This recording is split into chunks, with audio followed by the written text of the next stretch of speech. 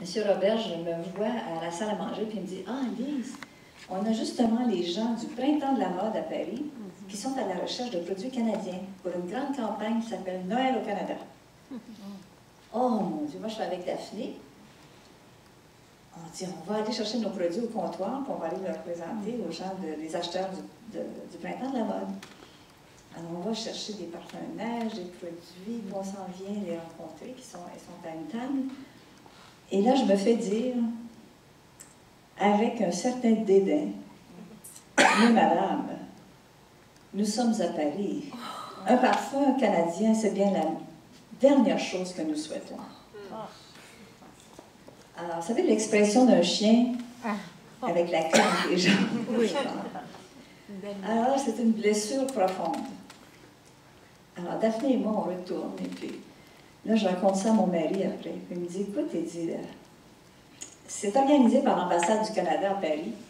Alors, on va appeler les gens de l'ambassade du Canada à Paris, parce que là, il y a toutes sortes de produits, hein, des biscuits à l'érable, des livres, des sculptures amérindiennes, des bottes d'hiver, des skidoo, la bière de Charlebois. Tout est là, mais... Alors, finalement, avec l'insistance et avec l'aide de l'ambassade du Canada à Paris, qui était quand même le commanditaire majeur, ils avaient dépensé $1 million pour cette activité Noël au Canada, ils ont réussi à faire faiblir l'acheteuse principale du Printemps de la mode. Imaginez, avec la gorge serrée, elle a dit oui. Il y avait une entente avec le gouvernement du Canada que le produit le plus vendu à la promotion Noël au Canada serait référencé au Printemps de la mode. Imaginez, avec un petit comptoir de 2 pieds, quel a été le produit le plus vendu de toute la promotion de Noël au Canada. Pauvre acheteuse, obligée de me donner un petit espace au Printemps de la mode pour vendre de parfum neige. Et je suis à ce petit espace qu'on m'a donné, et il y a un monsieur qui vient me voir, qui me dit « Ah, moi j'aime beaucoup votre parfum. J'aimerais ça que vous veniez me rencontrer. » Il se présente, il était le fondateur de Sephora. Alors, je dis avec plaisir. Là, il me donne rendez-vous dans une de ses boutiques, à Paris, dans une de ses boutiques, il y a une petite cuisine. Puis il me dit, racontez-moi votre histoire.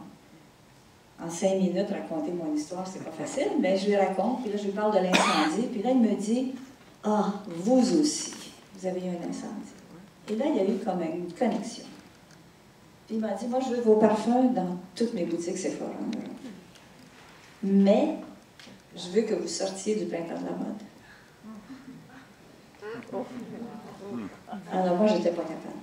Moi, je suis pas comme Jenny, pas capable. Je dis à mon mari, il faut que tu t'occupes de ça. Moi, je peux pas. Alors, mon mari se rend au bureau de l'acheteuse et il lui dit, j'ai une bonne nouvelle à vous annoncer. Alors, elle se demandait si c'était la bonne nouvelle. Elle dit, on va se retirer du Printemps de la mode. Elle me dit, c'est pas possible, avec tous les efforts que vous avez faits pour être ici, je n'en crois pas mes oreilles. Hein? Alors mon mari lui dit, écoutez madame, j'ai dû me mettre à genoux pour que vous preniez le parfum.